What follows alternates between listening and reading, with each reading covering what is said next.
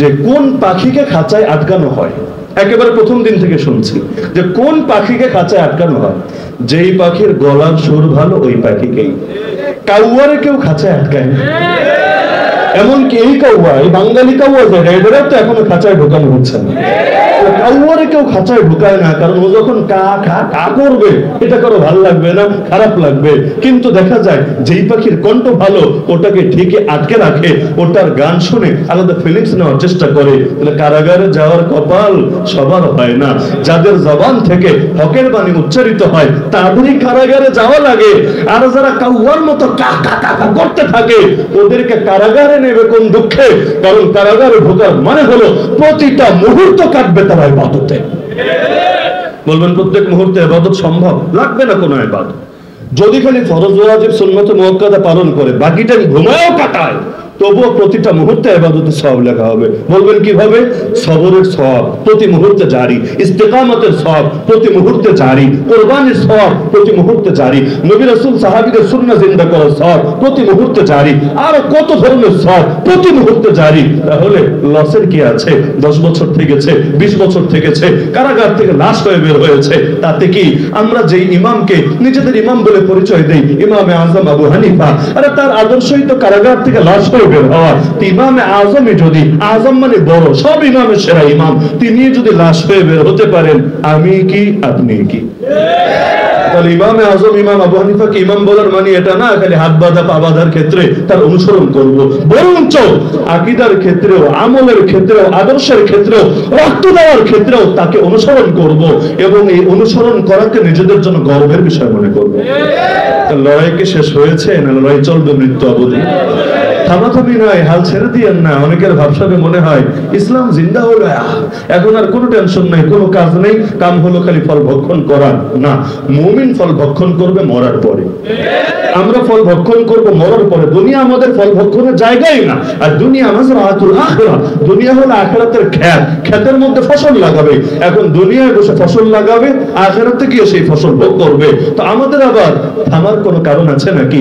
আর যতদিন পর্যন্ত ইসলাম জিন্দা না হবে ততদিন পর্যন্ত বৈষম্য কিভাবে দূর হবে? কার তরিকা দিয়ে বৈষম্য দূর করবেন? লেনিনের তরিকা, কার্ল মার্ক্সের তরিকা, মাও সেতুংয়ের তরিকা, অথবা আব্রাহাম লিঙ্কনের তরিকা, অথবা বাংলাদেশের এই মাথামোটা বুদ্ধিজীবীদের তরিকা, এই ফরহাদ মোজাহিদের তরিকা, এদের তরিকা দিয়ে আপনি ইসলাম জিন্দা করবেন, আপনি বৈষম্য দূর করবেন? কিভাবে সম্ভব রে ভাই? একমাত্র আল্লাহর দ্বীনই সকল সমস্যা সমাধান, বাকি কারো দ্বীন সমস্যা সমাধান হতে পারে না। আমাদেরকে সৃষ্টি করেছেন কে? এই পৃথিবী সৃষ্টি করেছেন কে? তো এই পৃথিবী কিভাবে চললে ভালোভাবে চলে এটা সবচাইতে ভালো জানেন কে? কেউ যদি আল্লাহর চাইতে বড় জ্ঞানী হওয়ার দাবিদার হন, সামনে আসেন পারবেন। আর যদি বলেন আল্লাহর চাইতে কেউ বড় জ্ঞানী হতে পারে না, তাহলে আল্লাহর দ্বীনের বিপরীতে নিজের দ্বীনকেও প্রমোট দেওয়ার অধিকার কেউ রাখে না। আগে আল্লাহর চাইতে বেশি জ্ঞান হাসিল করো, তারপর তোমার আদর্শকে আল্লাহর চাইতে বেশি পারফেক্ট, বেশি সময় উপযোগী বলে তুমি হাজির করো। কিসের আধুনিক আধুনিক আধুনিক? সবচাইতে বেশি জিকির চলছে এটা আধুনিক রাষ্ট্র। এমনকি পত্রপত্রিকায় লেখালেখি হচ্ছে, আর আমাদের প্রথম কালো তো আছেই এই ঠিকাদারি নিয়ে বসে। এখন লেখালেখি হচ্ছে আধুনিক রাষ্ট্র হতে চাইলে ফ্রান্সের মতো রাষ্ট্র হতে হবে। কার মতো? আফগানের মতো না, মক্কা মদিনার মতো না। কার মতো? ফ্রান্সের মতো। ফরাসি বিপ্লব হয়েছে, হওয়ার পর সেখানে যেভাবে আধুনিক রাষ্ট্র কায়েম করা হয়েছে, কিভাবে আধুনিক রাষ্ট্র কায়েম করতে চাইলে, এগুলো প্রথম কালোতে লেখা আছে, আপনারা নজর দিয়ে দেখে নিয়েন। এই যে বলতে পারেন হুজুর এটা লেখকের দায়, পত্রিকার নাম কেন বলছেন? তাহলে আমি একটা লেখা দেই, আমার লেখাটাও ছাপতে বলেন, তাহলে আর দায় দেব না। আমরা খেলাফের পক্ষে লিখবো, এটাও ছাপবে। ওরা বাম আদর্শের পক্ষে লিখবে, ওটাও ছাপবে। তার সমান সমান। বুঝলাম তোমাদের কোনো দায় থাকবে না, লেকিন ঢিল সব সময় একদিকেই যাবে। একজনেরটা ছাপবা আর একজনেরটা ছাপবা না। দ্বীনের কথা বলবা না, এটা জঙ্গিবাদ বলে চালাবা, আর বাকি সব তন্ত্রমন্ত্রের কথা ঠিকই বলবা। তাহলে তো বোঝাই যাবে ডাল মে কুছ কালা। যদি কিছু কালা নাই থাকে তাহলে একপাক্ষিক কথা মুখ থেকে বের হয় কোন দুঃখে। নিরপেক্ষ হলে বাস্তবে নিরপেক্ষ হও, কিন্তু বাইরে নিরপেক্ষতার ব্যানার আর ভেতরে বিশেষ পক্ষের পক্ষপাতিত্ব ব্যানার, এটারে ভণ্ডামি ছাড়া কিছু বলা যায় না। আধুনিক রাষ্ট্র হতে চাইলে 1 নম্বরে নাকি ক্ষমতার মালিক জনগণকে বানাতে হবে, জনগণের হাতে ক্ষমতা তুলে দিতে হবে। মানে জনগণ এই নে তোর হাতে ক্ষমতা। এখন জনগণ কি চাইবে? জনগণ চাইবে সবাই মিলে ধূমপান করতে। চায় না মনে হয় বাংলাদেশ? চায় না? ধূমপানের গায়ে লেখা থাকে ধূমপান স্বাস্থ্যের জন্য ক্ষতির কারণ, তো বেচস কেন? লাইসেন্স দিস কেন? বন্ধ কর। বলবে না জনগণ চায়, কি বা করার আছে? তো অধিকাংশ জনগণ তো ভণ্ডামি চাইবে, এটা কোরআনে আছে, ওয়া ইন তুতি আকসারা মান ফিল আরদ ইউদিল্লুকা আন সাবিলিল্লাহ। অধিকাংশ কোন দলিল না। আল্লাহ বলেন হে নবী, যদি অধিকাংশের অনুসরণ করেন তারা আপনাকে আল্লাহর পথে থাকতে দিবে না। পৃথিবীতে পর্দানশীল নারী বেশি না বেপর্দা নারী বেশি? পৃথিবীতে মুসলমান বেশি না অমুসলিম বেশি? পৃথিবীর মধ্যে নামাজি বেশি না বেনামাজি বেশি? পৃথিবীর মধ্যে ভালো মানুষ বেশি না মন্দ মানুষ বেশি? তো অধিকাংশটা যদি রব বানাতে হয়, রব আল্লাহ রব না, লা ইলাহা ইল্লাল্লাহ না, লা ইলাহা ইল্লাল আকতার, অধিকাংশই হলো একমাত্র মাহবুদ, একমাত্র খোদা। এটাই যদি তোমার কালেমা হয়, আরে কিসের দিন কায়েম করবা, কিসের ইসলাম কায়েম করবা? জিন্দেগি তো পারবা না। যদি কখনো পারার দিকে আগাও, মানে সংখ্যাগরিষ্ঠ হয়েছে পার্লামেন্টে, অধিকাংশ মানুষের জনমত গঠন করে নিয়েছে, আর কই যায়? আগামী দিনে তো ইসলাম কায়েম হয়ে সব উল্টে যাবে।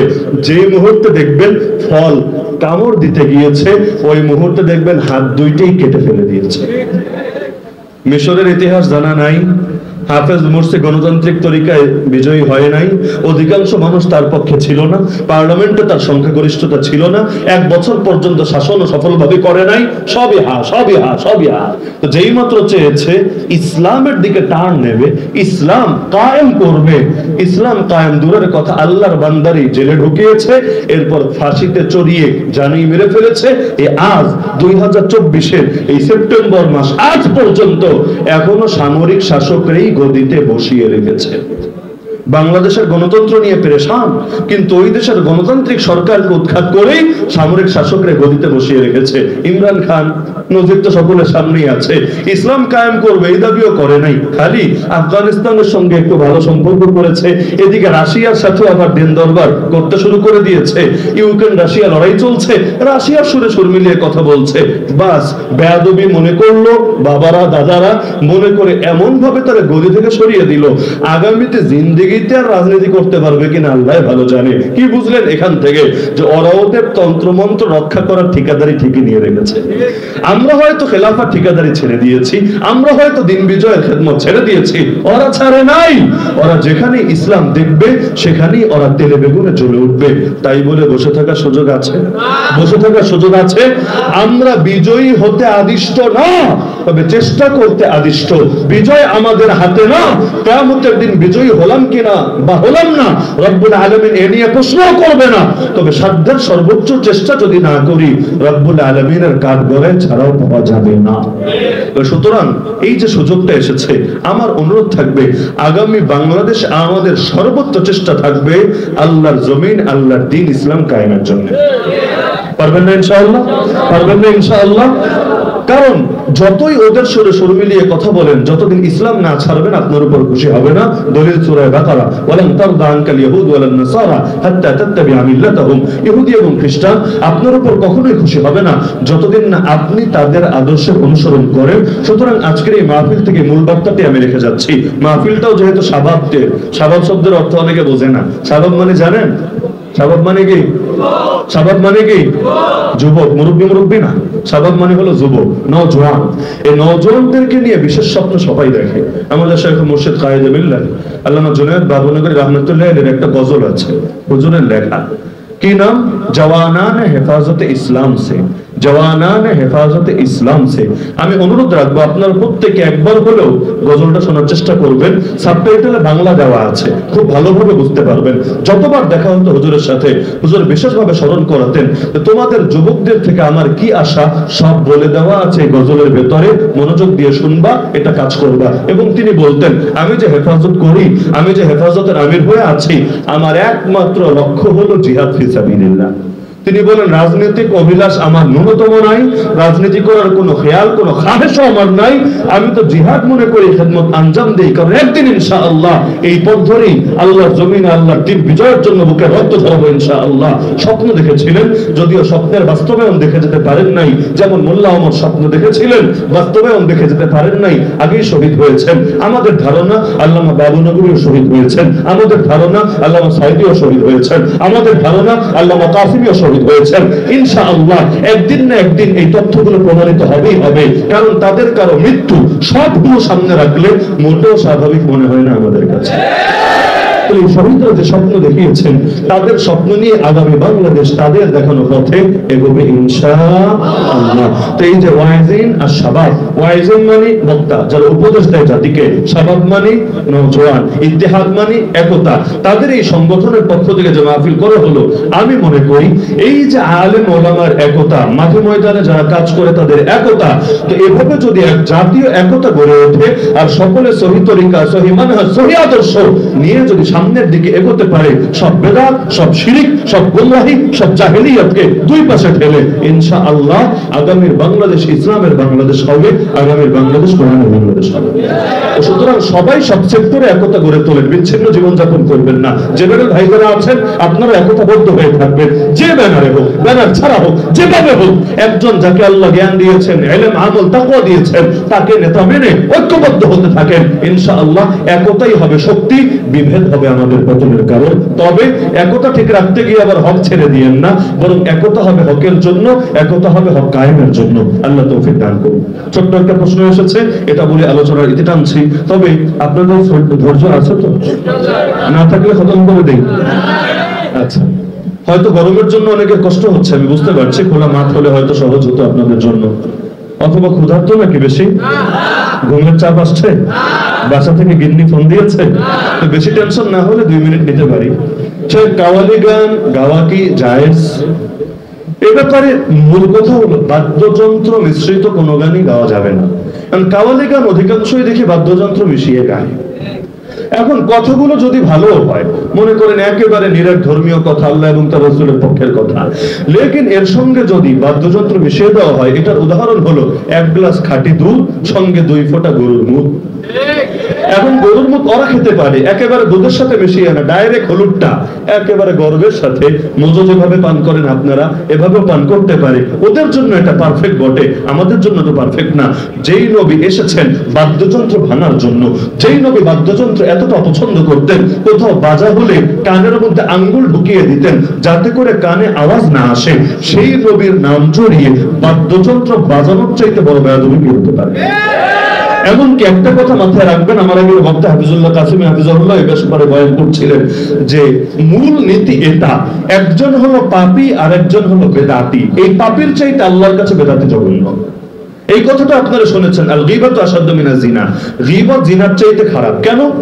জিনার চাইতে গীবত কেন খারাপ হবে? কারণ যে গীবত করে এটাকে পাপ মনে করে না, যে জিনা করে সেটাকে পাপ মনে করে। যে পাপ মনে করে একদিন তওবা নসিবে জোটে, যে পাপ মনে করে না অনেক ক্ষেত্রে তওবা নসিবে জোটে না। তো বেদাত যারা করে, নবীর নামের সাথে এই যে বাদ্যযন্ত্র মিশিয়ে রাখে, আন্তর্জাতিক অনেক নাশিদ শিল্পী আছে, আমি নাম মুখে আনতে চাচ্ছি না, কেউ ইংলিশ ভাষাভাষী, কেউ আরবি ভাষাভাষী, কেউ উর্দু ভাষাভাষী, এরাও দেখবেন সারা জীবন জুড়ে গেতে গেতে এখন বুড়া হয়ে গিয়েছে, তবুও এখনো বাদ্যযন্ত্র মিশিয়ে যাচ্ছে। আল্লাহর বান্দা তওবা কবে করবে? তবে খাঁটি বান্দা হয়ে পৃথিবী থেকে যাবে। এই অবস্থায় যদি মরণ হয়, মরণটা কেমন হবে? সুতরাং এটাকে বলে জাস্টিফাই করতে আইসেন না ভাই যে হুজুর আগের চাইতে তো ভালো হয়েছে। আগে মেয়ে নিয়ে নাচানাচি করতো, আগে আয়ুব বাচ্চু, জেমস আর মমতাজ বেডির এনে গান টান গাওয়াতো, এখন অন্তত এই লাইনে তো ভালো হয়েছে, আল্লাহ এবং তার নবীর নাম নিচ্ছে। আমি বলবো ভালো হয়নি, আগের চাইতে খারাপ হয়েছে। কারণ আগেরটা পাপ ছিল স্পষ্ট, এখন একটা পুণ্য বলে প্রমোট দেওয়া হচ্ছে। এভাবেই সমাজে মডারেট ইসলাম ছড়িয়ে পড়ে। মডারেট ইসলাম জিবরিল আমিনের সাথে দিয়ে যায় না, জমিন ফাঁক হয়ে বের হয় না, এভাবেই আসে। কিছু মানুষ এমন ইসলাম সামনে আনে যেটা নফস এবং শয়তানের সঙ্গে সামঞ্জস্যপূর্ণ হয়। যে ইসলাম মেনে মদ খাওয়া যায়, যে ইসলাম মেনে ধূমপানও করা যায়, যে ইসলাম মেনে গান বাজনাও করা যায়, যে ইসলাম মেনে হালাল প্রেমও করা যায়।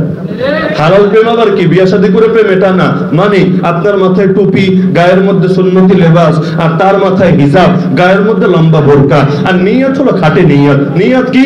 একজন আর একজনকে তাহাজ্জুদের জন্য জাগিয়ে দেব, আর আগামীতে একসাথে সংসার করে এমন একটা বাচ্চাকে আমরা প্রতিপালন করব যে হাফেজ হবে, আলেম হবে, জামানা সালাউদ্দিন আইয়ুবী হবে। ভালো কথা, নিয়ত তো ভালো।